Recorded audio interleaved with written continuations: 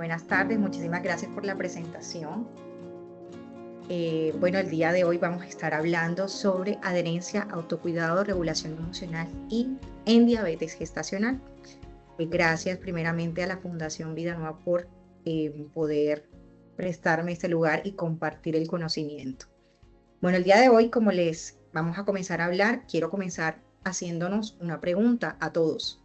¿Qué ocurre en la mente de una mujer cuando en medio del embarazo que ha sido esperado, un embarazo deseado, un embarazo planeado o incluso a veces también embarazos sorpresivos, la madre gestante, ¿verdad? La mujer gestante recibe un diagnóstico médico que puede transformar esa experiencia de ese embarazo y convertir un embarazo en riesgo, ¿verdad? Háganse esa pregunta y ahorita más tarde hablamos de eso. Entonces, la diabetes gestacional no solamente llega como una alteración metabólica, como los demás ponentes han estado explicándolo durante todo este proceso. Llega también como una ruptura simbólica, ¿cierto? Es la mujer que deja de sentirse únicamente gestante y empieza a convertirse y a sentirse como una paciente más, ¿sí? Pasa de imaginar, por ejemplo, los nombres, los colores, los proyectos que vienen en adelante al nacimiento de ese feto que se está formando, ¿verdad? Y contar, le va a tocar entonces contar carbohidratos, medir la glucosa, medir la comida, vigilar los números, ¿sí? Y es allí donde empieza el tema que hoy nos convoca a todos, porque cuando hablamos de diabetes gestacional, hablamos de la insulina, hablamos de la dieta, hablamos de los bebés macrosómicos, de incluso la preeclampsia e incluso también de prematurez. Pero pocas veces hemos hablado del miedo, ¿verdad? De la culpa, de esa sensación de que, por ejemplo, como madre fallé, ¿sí? Porque esa es de pronto la sensación que las madres gestantes, las mujeres gestantes, pues sienten. De la ansiedad que se instala cada vez que el glucómetro marca, por ejemplo, un valor inesperado.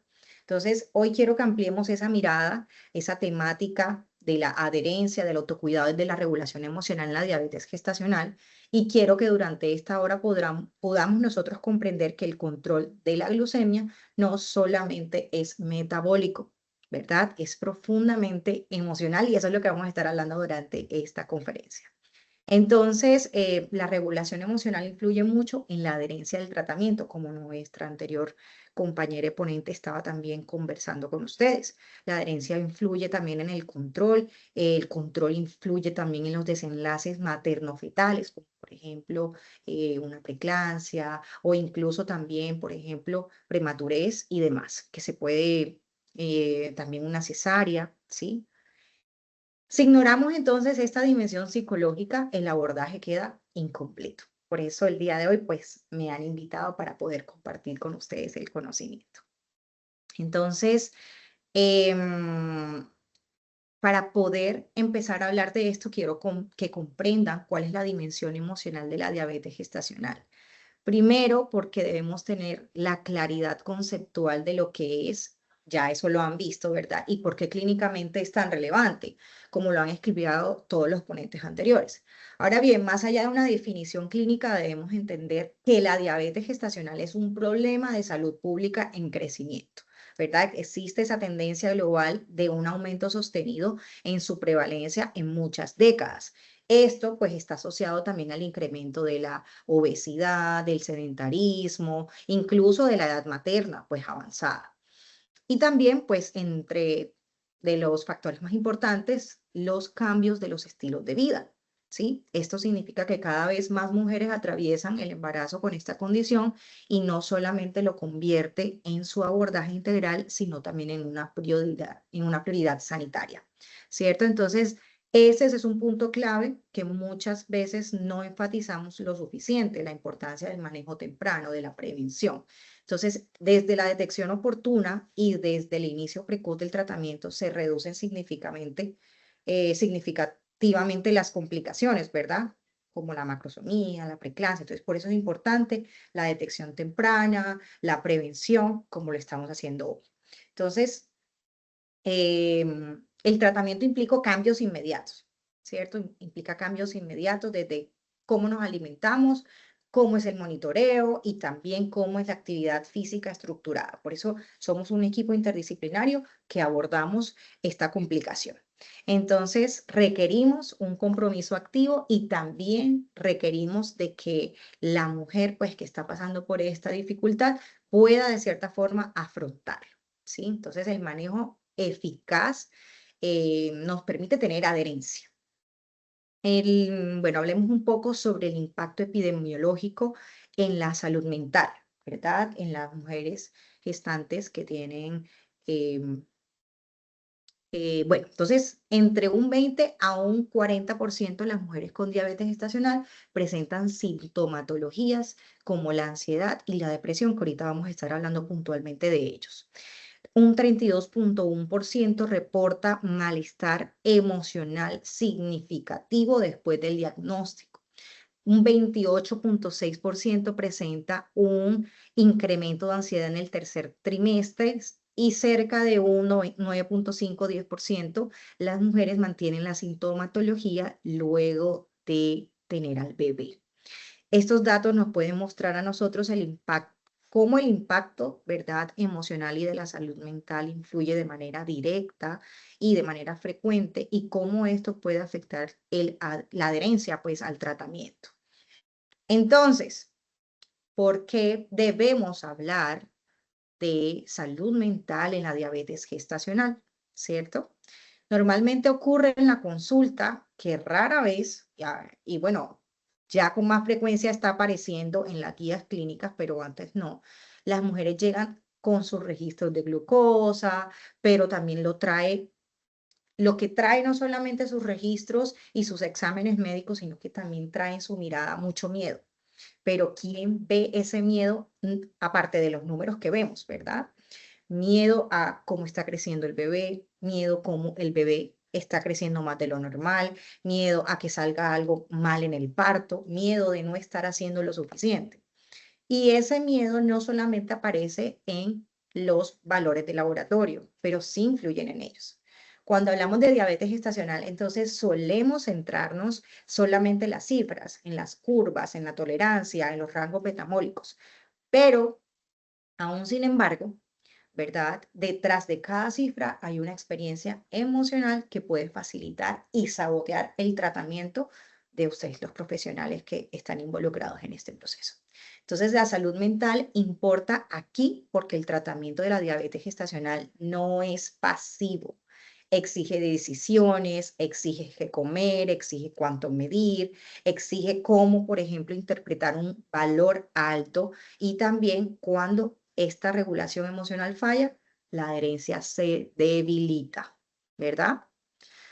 Pero incluso si no habláramos de biología, el impacto conductual ya sería suficiente para justificar el por qué estamos aquí conversando de salud mental.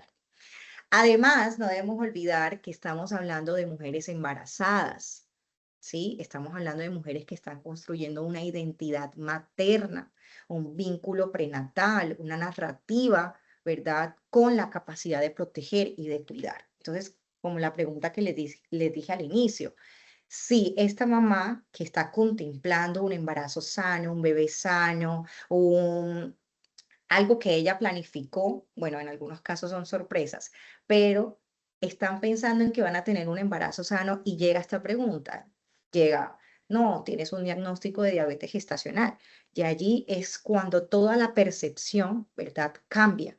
Entonces, si queremos mejorar todos estos resultados, debemos saber psicoeducar. Necesitamos comprender cómo las mujeres gestantes pueden regular sus emociones y también, por ejemplo, todas las variables que son clínicas y que no solamente son psicológicas. Por esto, esta conversación no es secundaria, es muy central, ¿sí? Bueno, entonces hablemos un poco sobre la conexión entre el metabolismo y las emociones. Esta conexión es bidireccional, ¿sí? Hasta ahora hemos hablado de la diabetes gestacional como una condición metabólica y hemos introducido, ¿verdad?, la dimensión emocional. Ahora quiero que comprendamos algo muy fundamental y es la relación, que no es solamente una relación metafórica, también es fisiológica. El cerebro y el sistema endocrino están interconectados, ¿verdad? Están muy ligados. Y cuando una mujer recibe este diagnóstico de diabetes gestacional, no solamente lo interpreta cognitivamente en una información, su sistema nervioso lo que está haciendo es responder, y si esta información se vive como una amenaza o como una alerta, muchas veces se activa el sistema del estrés, se eleva la hormona adaptativa que la conocemos como el cortisol, ¿verdad? Y en situaciones agudas nos ayudan a responder, ¿sí? Muchos evitamos, huimos o incluso no queremos hablar de la temática, pero cuando el estrés es sostenido, nos hace que impacte de manera persistente, ¿verdad? Elevados niveles de cortisol, por ejemplo, genera mayor resistencia a la insulina y eleva los niveles de glucosa circulante. Entonces, el estrés emocional no solamente se siente, sino que es medible, es cuantificable. Ahora bien, hablemos de algo muy importante y es que en el embarazo ya existe de por sí un estado fisiológico, ¿verdad? Unos cambios hormonales.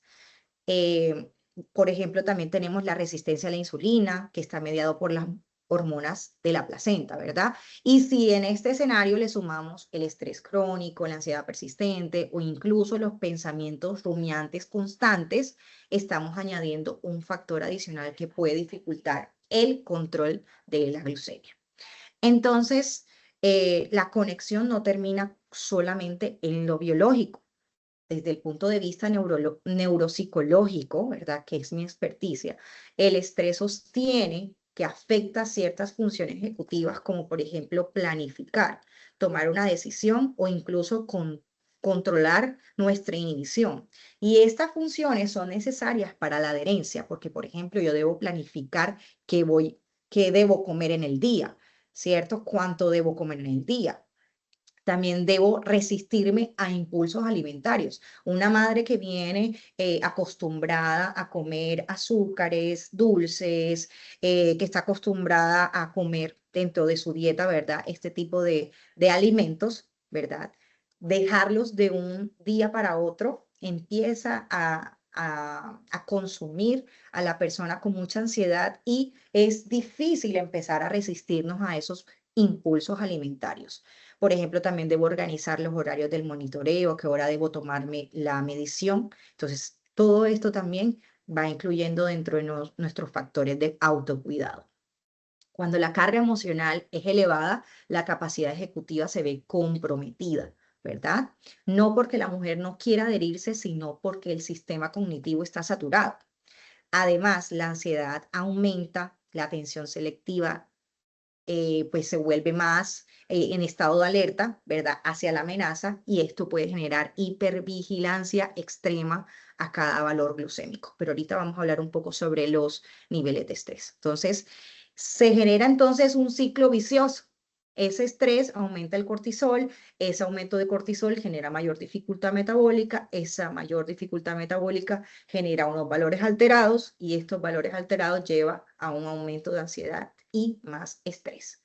Imaginen todos los trastornos del neurodesarrollo que también pueden venir comórbidos durante este embarazo por mucho estrés, ¿sí? Entonces, es muy importante también mencionarlo aquí. Entonces, hay que tener un embarazo tranquilo y ahorita que vayamos a ver los puntos de recomendaciones para el grupo interdisciplinario, van a tener ese apartado que es muy importante. Entonces, pensar que la regulación emocional es un complemento opcional del tratamiento es, no es un complemento, es una parte fundamental, ¿sí? Entonces, la diabetes gestacional ocurre en nuestro cuerpo, pero se gestiona desde nuestro cerebro, ¿verdad? Entonces, aquí es muy importante mencionar, ay, qué pena, desde un enfoque, bueno, ya esto, ya aquí. Entonces, el impacto psicológico del diagnóstico. Bueno, el impacto psicológico del diagnóstico. Bueno, el diagnóstico de diabetes gestacional suele vivirse como un quiebre de una experiencia en el embarazo.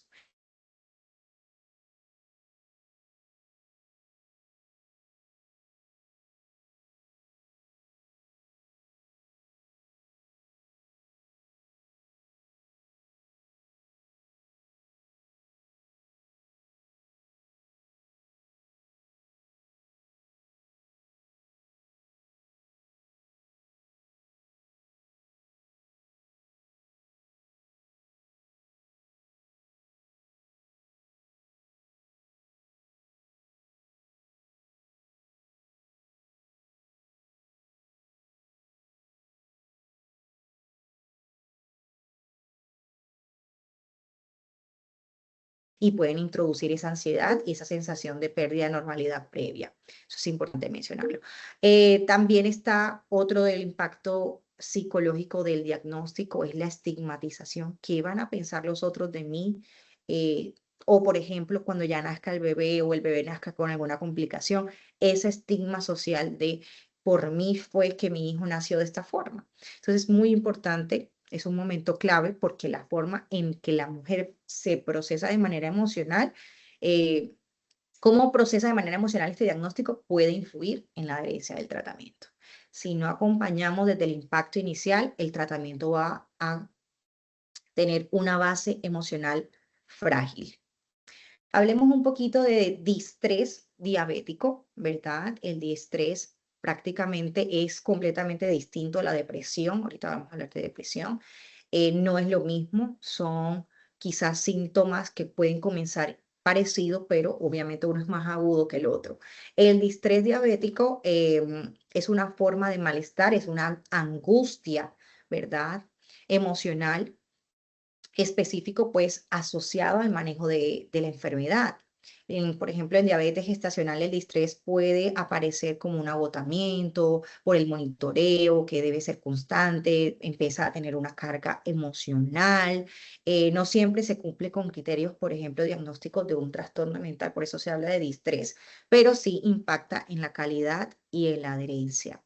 La mujer puede empezar motivada con su dieta, con sus ejercicios físicos, con su acompañamiento, con su control, pero puede desmotivarse. Puede llegar a sentir frustración, puede llegar a sentir fatiga y pues no siempre puede llegar este distrés a una depresión, pero sí es una bandera roja para alarmarnos. Entonces, este desgaste puede llegar a conductas como evitación, medir menos, ser flexible con la dieta, ¿verdad? Nos puede llegar hasta allá. Por eso es importante identificar esta sintomatología de manera temprana y poder validarlo para así poder ofrecerle estrategias de regulación emocional antes de que se convierta en un abandono parcial o total del tratamiento, ¿verdad? Entonces veamos aquí los factores de riesgo psicosociales principales. Entonces tenemos que eh, no todas las mujeres viven la diabetes gestacional de la misma forma. Existen factores, por ejemplo, los psicosociales que nos ayudan o que nos pueden aumentar la vulnerabilidad emocional y dificultar la adherencia. Entre ellos también encontramos los antecedentes, por ejemplo, de salud mental, mujeres que ya han vivido con anterioridad a su embarazo previo, por ejemplo, depresión, ansiedad, bajo apoyo de la familia, dificultades económicas, estrés.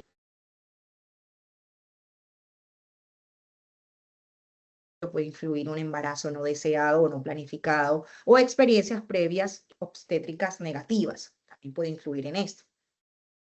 Cuando estos factores están presentes, la carga emocional del diagnóstico se intensifica. Bueno, también tenemos un factor que es el factor socioeconómico, ¿verdad? Incrementa significativamente el riesgo de desarrollar diabetes estacional durante el embarazo.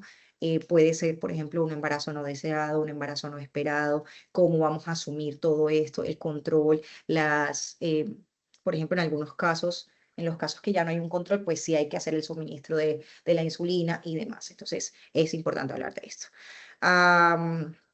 ¿Qué más? Bueno, es por esto fundamental que el equipo de salud no evalúe solamente los parámetros clínicos, sino que también evalúe todo el contexto emocional y social, socioeconómico, ¿verdad? Supremamente importante. También tenemos identificar ciertos factores a tiempo que nos permiten intervenir de manera preventiva para fortalecer la adherencia de manera integral. Muchas mujeres, como ya les había comentado antes, tienen poco apoyo familiar, ¿verdad? La ausencia de una red de apoyo familiar sólida consiste también en que se identifica como un elemento clave que aumenta la vulnerabilidad de la paciente. Entonces, por ejemplo, de primera mano tenemos el factor de riesgo que la pareja no quiera consumir los mismos alimentos que la madre gestante como un apoyo principal, ¿verdad? O, por ejemplo, que la mujer gestante no tenga apoyo para hacer los ejercicios físicos, sea en la casa, sea en el gimnasio, ¿verdad? Entonces, este apoyo se vuelve muy relevante e importante durante la madre gestante. También tenemos que otro de los factores de riesgo son el estrés crónico, ¿verdad? A menudo que se encuentra vinculado a estos mismos factores socioeconómicos y desempeña un papel clave en el desarrollo de la resistencia a la insulina durante el embarazo. Entonces, aquí es importante hablar que la resistencia a la insulina también es un factor de riesgo psicosocial, porque muchas madres pueden llegar a tener un control con la nutrición, con las actividades físicas, pero cuando ya todo este protocolo activo no funciona, ¿verdad? No hay una autorregulación, allí es cuando se observa este factor de riesgo y ya pues hay que medicar a la madre gestante.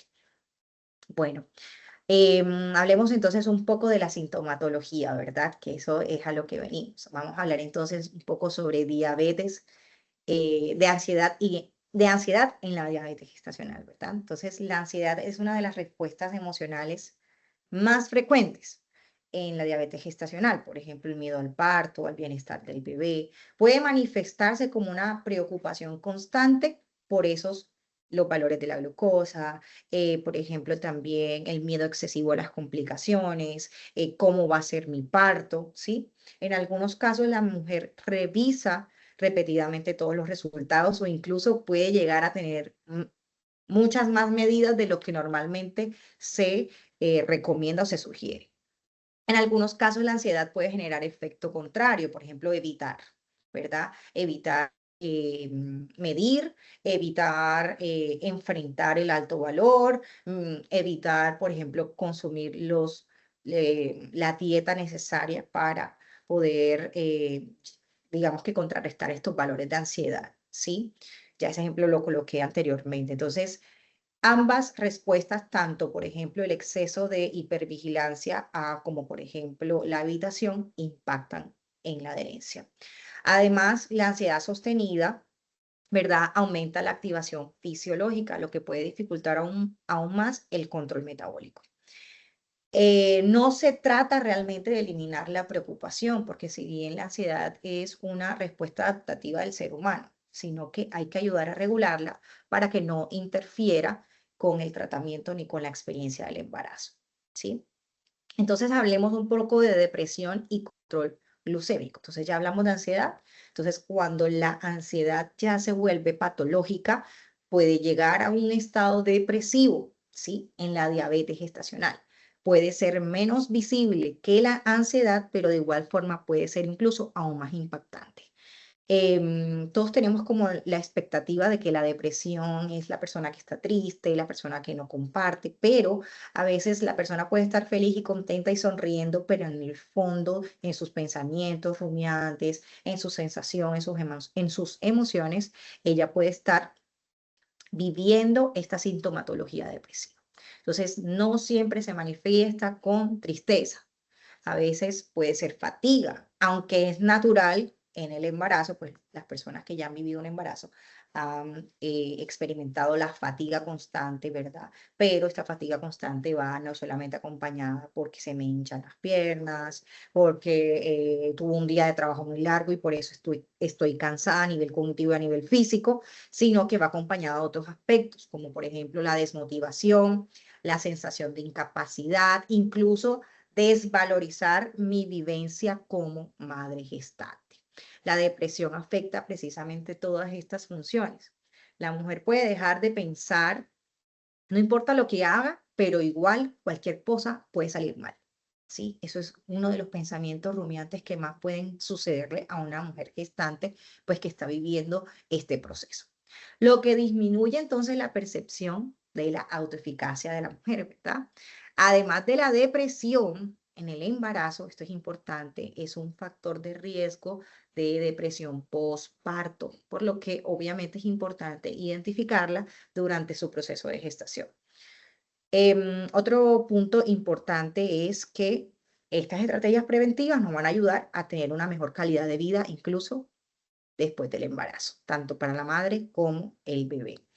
Por eso es fundamental diferenciar entre un cansancio normal del embarazo y los síntomas emocionales persistentes. Y esto es importante mencionarlo, no solamente esta información va ligada al personal de salud de psicología, sino también para el médico que atiende, para la ginecóloga, para el fisioterapeuta, para el nutricionista. ¿Por qué? Porque la madre puede en algún momento llegar a tener un desbordamiento emocional, ¿verdad? Puede tener una crisis emocional frente a usted y cómo vamos a abordar, ¿verdad? Entonces, hablamos entonces ya de ansiedad, hablamos de depresión, pero también hay que hablar de el estrés que puede generar para la madre gestante ese monitoreo diario, que claro, está dentro del protocolo y que claro, también es algo que se debe hacer para poder controlar de alguna u otra forma el los niveles pues, que indica el protocolo, ¿verdad? Entonces,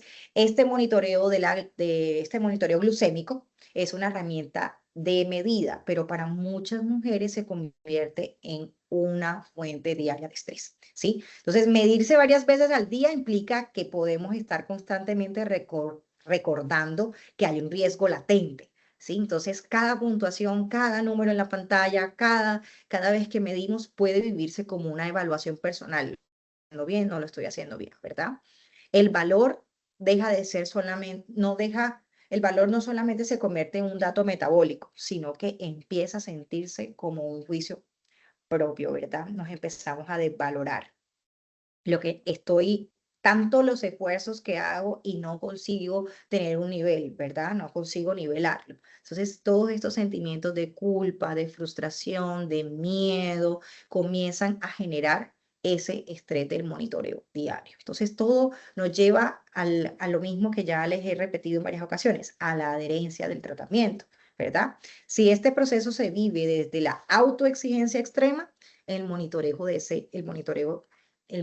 deja de ser una herramienta, ¿verdad? Entonces se convierte más bien en un examen, en una calificación, en si me apruebo o si repruebo, ¿verdad? Entonces esta información debe ajustarse a todas las decisiones.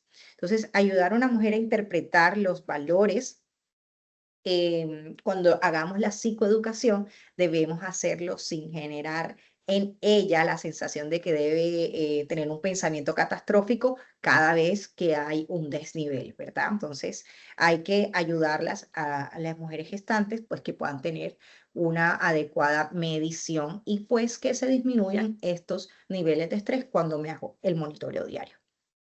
Bueno. Esto es importante hablar. En la llegada de ese diagnóstico, ¿verdad? Se convierte en el momento de mayor vulnerabilidad para la mujer, ¿verdad? Sobre todo porque las hormonas hacen que las mujeres puedan tener una labilidad emocional más constante, ¿verdad? Que las emociones por las hormonas se sientan más revueltas. Entonces, esto ocurre porque el diagnóstico aparece, ¿cierto? En una etapa donde muchas mujeres ya han construido expectativas positivas sobre el embarazo. Por ejemplo, de repente esa exigencia comienza a percibirse como un embarazo de riesgo, lo que puede generar, pues, obviamente, incertidumbre, ¿sí? En todos los sentidos. Por ejemplo, ya ustedes saben las complicaciones más severas que pueden llegar no solamente hacia el feto que está en formación, sino también hacia la propia madre. Entonces, en ese momento también aparecen todos estos pensamientos de responsabilidad, de culpa, de la sensación en que mi cuerpo no está funcionando de la manera esperada para proteger a mi bebé. ¿Sí? Entonces, a esto se le suma el diagnóstico que viene acompañado de muchos cambios inmediatos a la rutina. Por ejemplo, los controles, pues, que son frecuentes, ¿verdad? En el tercer trimestre comienza también a aumentar ese temor. En el posparto hay mayor riesgo, ¿verdad? Por eso este momento se vuelve muy sensible, ¿sí? La manera en la que el equipo de salud comunica el diagnóstico acompaña emocionalmente a la mujer. Y eso vamos a estar hablando ahora que lleguemos al rol del equipo, ¿sí? Y cómo nosotros como equipo interdisciplinario, ¿verdad? Acompañamos no solamente a la mujer de manera emocional, sino que esa forma en cómo la acompañamos puede influir en cómo ella va a afrontar su tratamiento. Cuando se brinda entonces esta información clara de parte de nosotros como equipo interdisciplinario, ¿verdad? Podemos llegar a validar emocionalmente, podemos que nuestra mujer embarazada o en gestación desarrolle una sensación más de control y de compromiso con su autocuidado, porque más nadie que ella va a ser pues la encargada de autocuidarse, ¿verdad? Entonces, supremamente importante. Bueno, sale aquí un tema muy importante para conversar con ustedes y es el miedo a la insulina. ¿Verdad?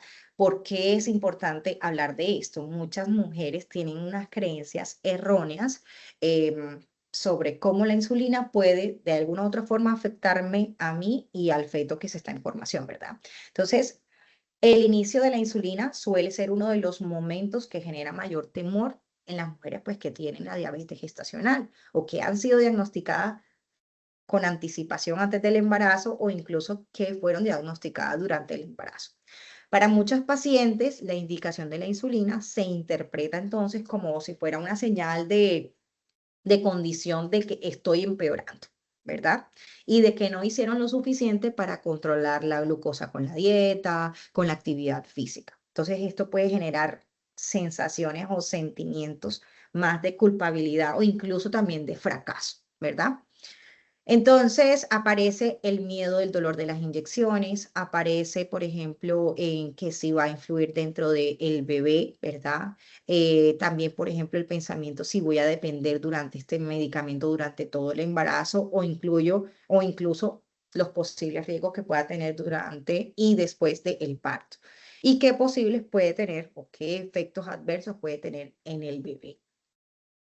Sin embargo, es importante mencionar que la insulina pues no es un castigo y tampoco es una señal de fracaso para la gestante. ¿Sí? Es simplemente una herramienta que ayuda a mantener niveles de glucosa seguros, aun cuando el cuerpo no logra hacerlo por sí solito. Por eso es que se recomienda. Entonces, desde este punto de vista psicológico, el acompañamiento en este momento fundamental es importante, ¿verdad? Entonces, explicarle ustedes como profesionales de salud deben explicarle a, pues a la mamita gestante por qué se le está indicando este medicamento, ¿verdad? Y que este nuevo proceso o este nuevo parte del procedimiento, ¿verdad? Va a proteger a su bebé y cómo puede reducir también de manera significativa la ansiedad si nosotros explicamos de manera correcta que pues no hay que tenerle miedo al uso de la insulina. Entonces, cuando una mujer entiende que la insulina es una forma de cuidado y no una señal de que falló a nivel personal, es más probable que ella pueda aceptar y que también integre de manera tranquila su tratamiento. Entonces, Em, por eso es importante que sepamos dar una buena psicoeducación. Entonces, en la diabetes gestacional, el tratamiento siempre empieza, por ejemplo, con los cambios de alimentación, actividad física y este monitoreo glucémico. Pero cuando ya hay resistencia a la insulina, sobre todo durante el embarazo, estas medidas cuando no logran ser efectivas, ¿verdad? O no logramos llegar a los rangos adecuados, entonces, en estos casos es cuando se prescribe la insulina para que podamos ayudarle al cuerpo a regular a la glucosa. Es importante que durante la psicoeducación le expliquemos a la mamita y también al familiar o la persona que esté cerca del proceso de la embarazada, ¿cierto? Que la insulina, pues como los médicos prescriben las cantidades que se requiere, ¿verdad? No va a atravesar la placenta y eso es un punto muy importante, ¿verdad? Porque al no cruzar por la placenta, ¿verdad? No va a afectar directamente al bebé. Al contrario, va a ayudarlo, va a proteger porque mantiene esos niveles de glucosa adecuados y así nos ayudan a reducir ciertos riesgos, como por ejemplo la macrosomía fetal, el parto complicado, la preeclampsia, ¿verdad? Entonces, no significa que la mamá falló, significa de que es una ayuda directa hacia la mamita, ¿verdad? Uno de los problemas más frecuentes es esto, ¿cierto? Justamente cuando tenemos desbordes de salud mental, cuando nuestra conducta se exacerba o se escala y que muchas mujeres interpretan como un fracaso personal, ¿sí? Pero en realidad, pues no tiene que ver nada con el esfuerzo, no tiene nada que ver con la disciplina. Hay mujeres que durante su proceso son muy disciplinadas, van al pie de la letra con la dieta, ¿verdad? Y con toda la nutrición que deben tener allí, pero a la final sí ya es algo más fisiológico del cuerpo, pues que se ve expuesto a esto. Bueno, hablemos entonces sobre el malestar emocional y la baja adherencia, ¿sí? El manejo de la diabetes gestacional no solamente depende de la información médica que recibe la paciente, también depende, por ejemplo, de cómo se siente emocionalmente frente al diagnóstico o, por ejemplo, también al tratamiento. Cuando el malestar emocional es alto, por ejemplo, la ansiedad es constante, hay miedo al error, está la sensación también de afectar conductas de autocuidado. Algunas mujeres, por ejemplo, responden a la hipervigilancia, a las autoexigencias externas, ¿sí? Entonces, por eso es muy importante que hablemos de cómo este malestar puede generar, malestar puede generar baja adherencia, ¿sí? Entonces, otras mujeres, como ya les había mencionado, responden hacia la evitación y evitan medir menos la glucosa. Y ya les había mencionado también que empiezan con el descontrol, empiezan también con disminuir, flexibilizar la dieta o postergar los controles para no enfrentarse a los resultados, ¿sí? Entonces, es importante que podamos tener un control de esto. En ambos casos, la emoción termina influyendo mucho en la conducta y este ciclo, ¿verdad? Psicobiológico comienza a volverse vicioso. Por eso, antes de hablar de adherencia como conducta, es importante que entendamos muchas veces que detrás de una baja adherencia hay mucho malestar emocional, ¿verdad? Hay mucho malestar emocional y que no se está identificando y que no se está regulando. Entonces, es importante que hay que comprender la relación que nos permite abordar el tratamiento desde una perspectiva más humana y más integral. Eso es completamente importante. Entonces, ¿por qué?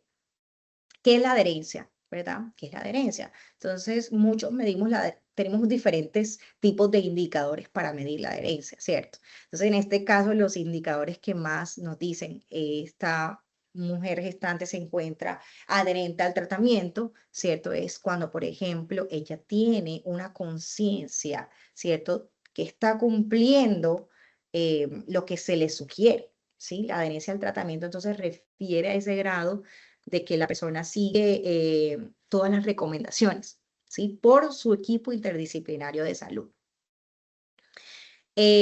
Bueno, en caso de la diabetes gestacional, esto implica varias conductas que deben mantenerse de forma constante. Por ejemplo, seguimiento al plan de la nutricionista, ¿verdad? El monitoreo glucémico, mantener la actividad física adecuada y también cuando es necesario utilizar un tratamiento farmacológico. Allí, esos son los indicadores que podemos observar de manera directa que la madre está siendo responsable, ¿sí? Para que entonces esta adherencia se sostenga, perdón, la mujer necesita entender el propósito de cada una de las indicaciones. Por eso es importante que cada profesional de salud sea muy, use de manera responsable las palabras para transmitirle a la mujer gestante mucha tranquilidad y mucha empatía, ¿verdad?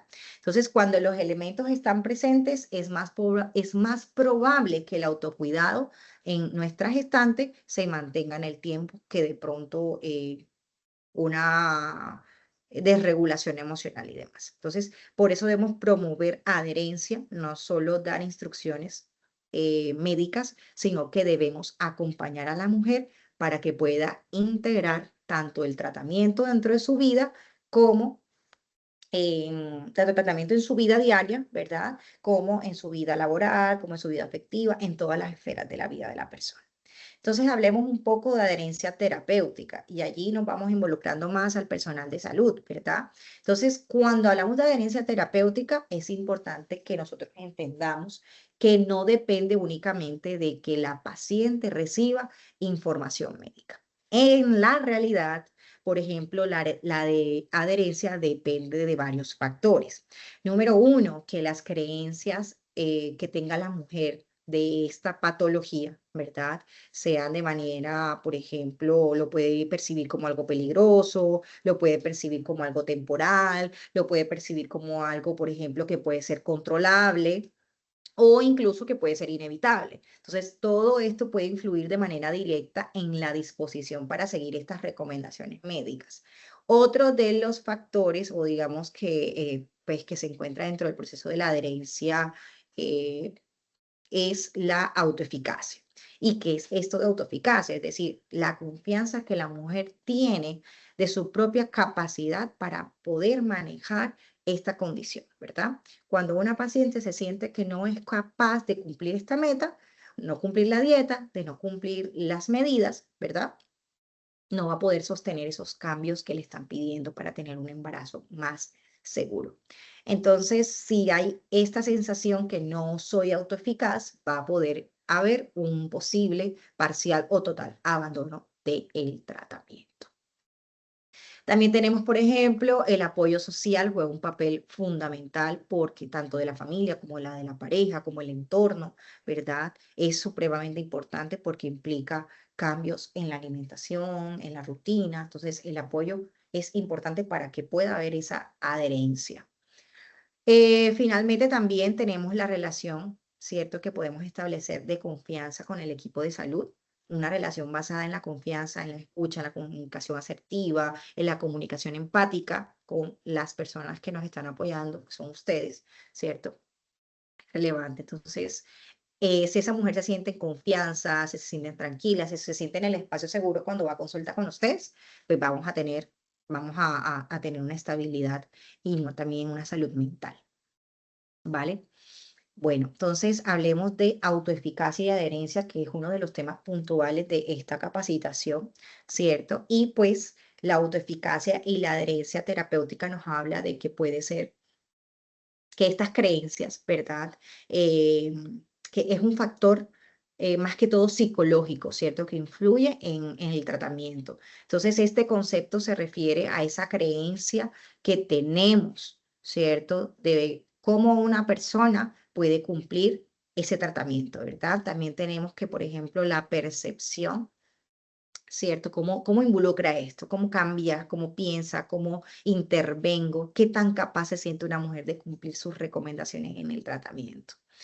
Am, Importante mencionar, nosotros como personal de salud tenemos que utilizar refuerzos positivos porque nos ayudan a nosotros, ¿verdad? A que, bueno, a las mamás gestantes, a que puedan seguir confiando, ¿verdad? Así sea un mínimo gramo o un mínimo cambio o algo positivo, debemos reforzarlo porque esto permanece y esto ayuda a que las mujeres pues tengan una adherencia al tratamiento y que ustedes saben que el control también se mide en las conductas, es decir, una mujer constante. Entonces, que la consecuencia de ese refuerzo positivo sea entonces la motivación, ¿verdad? La motivación.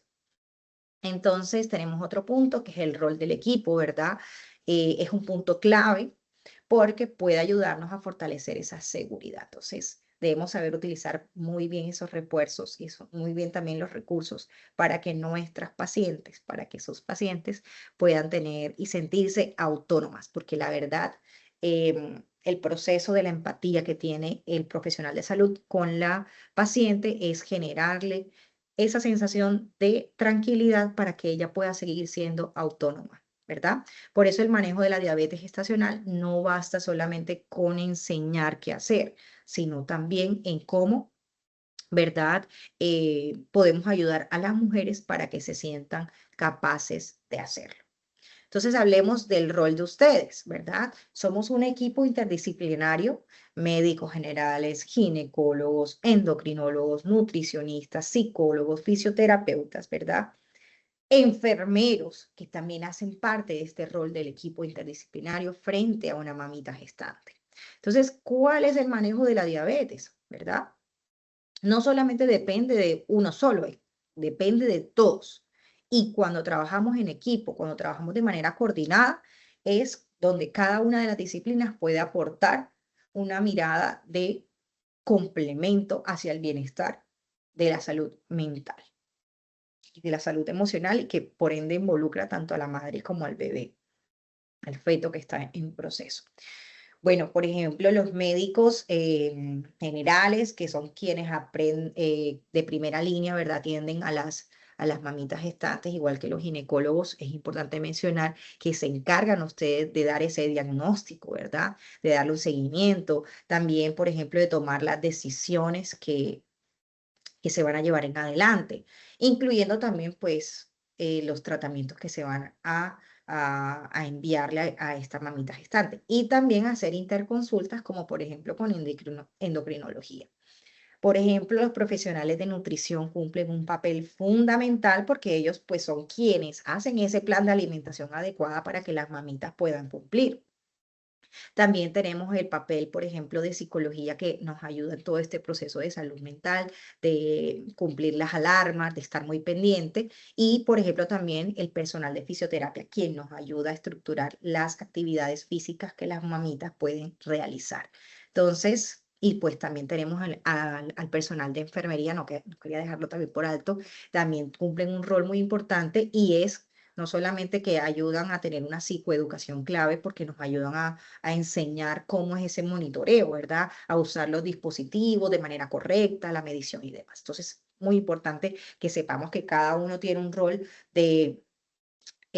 muy importante un rol muy clave, ¿verdad? Entonces, aquí me gustaría mencionar también algunas características que debemos tener para mejorar el autocuidado y es, por ejemplo, tener una comunicación efectiva, con una comunicación empática, ¿verdad? Que la mujer se sienta que cuando va a consulta con ustedes pueda preguntar sin temor, expresar sus emociones o incluso solicitar aclaraciones si así pues lo requiere.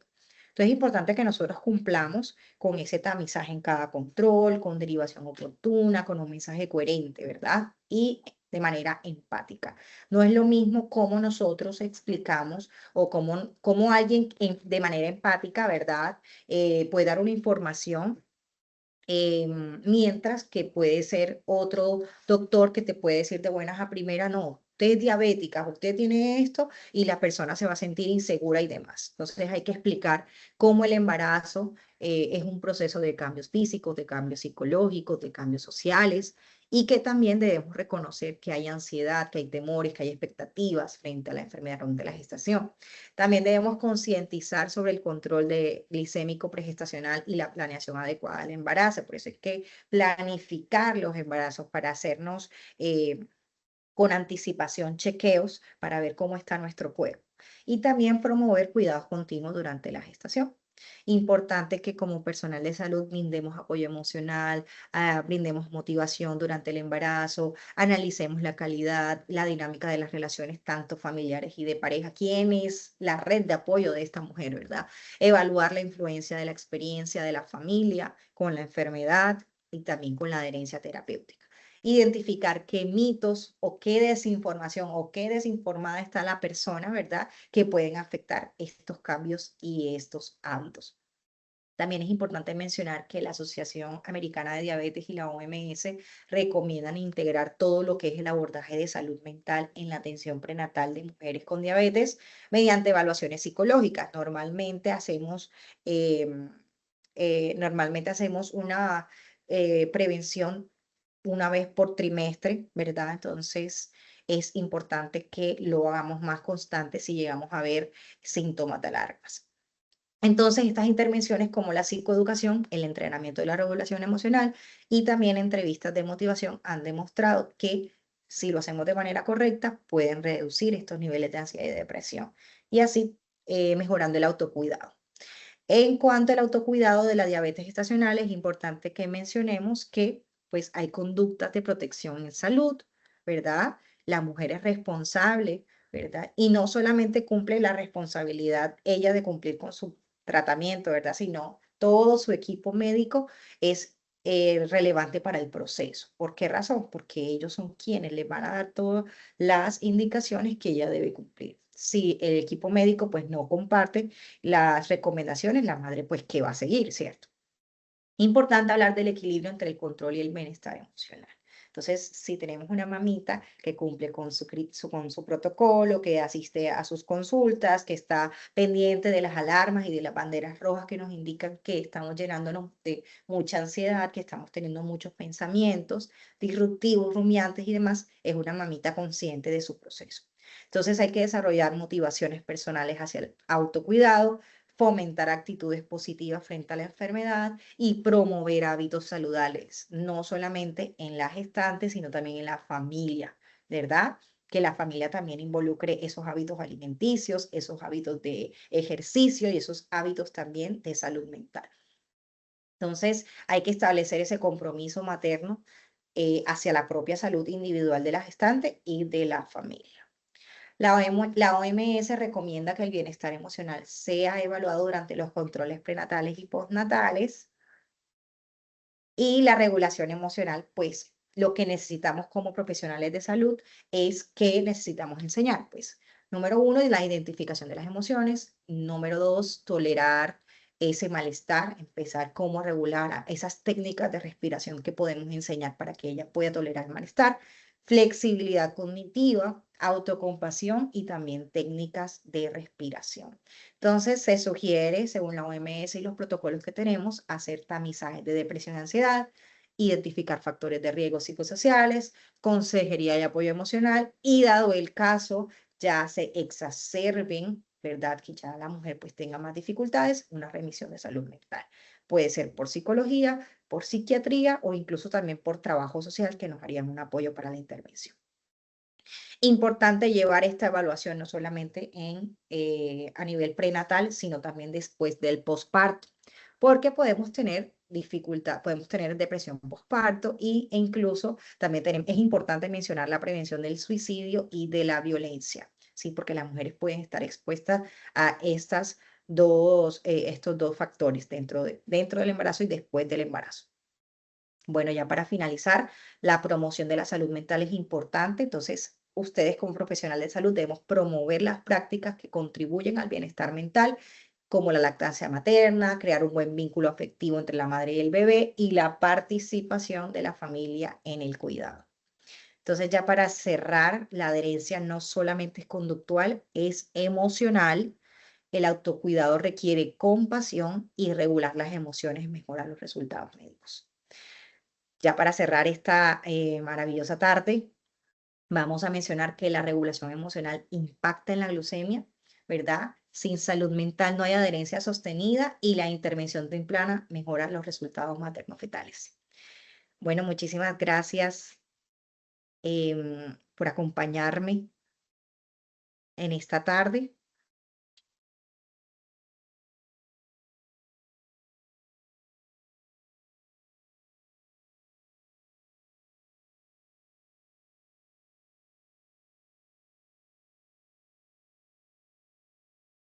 Y hemos finalizado pues ya con la intervención. Hipertensión inducida en el embarazo. No logro escuchar. Miércoles 18. No se escucha. ¿Se escucha? Ya, ahora sí lo puedo escuchar. Listo. Bueno, muchas gracias, doctora María, doctora Angie, por su intervención. De verdad fue muy, pero muy enriquecedora para, digamos, que abordar toda la parte de la dimensión de salud mental en estos procesos o estas alteraciones como es la hiperglucemia gestacional. Bueno, digamos que sabemos que ha sido una jornada bastante extensa. De verdad agradecemos muchísimo su atención, disposición y la presencia en todas estas 3 horas de capacitación para recordar que estos videos al igual van a estar montados en el Drive y ustedes van a tener acceso a ellos cada vez que puedan para poder fortalecer estos espacios de conocimiento. Bueno, no siendo más, nos despedimos dando continuidad a la próxima sesión que se va a realizar, o sea, va a abordar el componente o la dimensión de trastornos hipertensivos en el embarazo. Esta sesión está para el 18 de marzo de este periodo. Entonces, al igual nosotros vamos a estar mandando los correos. A sus correos vamos a estar mandando el link con la fecha y hora estimada para este encuentro. Muchísimas gracias, un abrazo a todos. Muchísimas gracias, doctora Angie.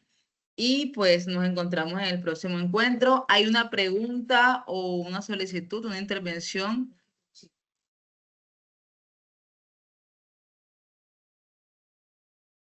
Vamos a ver. Buenas noches. Ok. Con relación al listado de asistencia, ¿hay listado de asistencia? Claro que sí, está adjunto en el chat desde el inicio de la jornada de capacitación. Sí, ya tuvimos en la sesión de trastornos hipertensivos en el embarazo desde el componente médico y farmacológico. Sin embargo, queda pendiente el componente de estilos de vida saludables, en el cual se van a abordar las dimensiones de nutrición, actividad física y salud mental. Recordemos que cada componente que se encuentran instaurados bajo los protocolos que también vamos a difundir, cada componente presenta, cada dimensión presenta un componente médico y un componente de estilos de vida saludables desde la parte de nutrición, actividad física y salud mental. Entonces quedó pendiente en esta dimensión este componente para ser socializado con ustedes. Muchísimas gracias. ¿Otra duda, inquietud? Sí, buenas Heidi, noches. ¿puedes hablar? Claro que sí. Buenas noches, una preguntita. Es que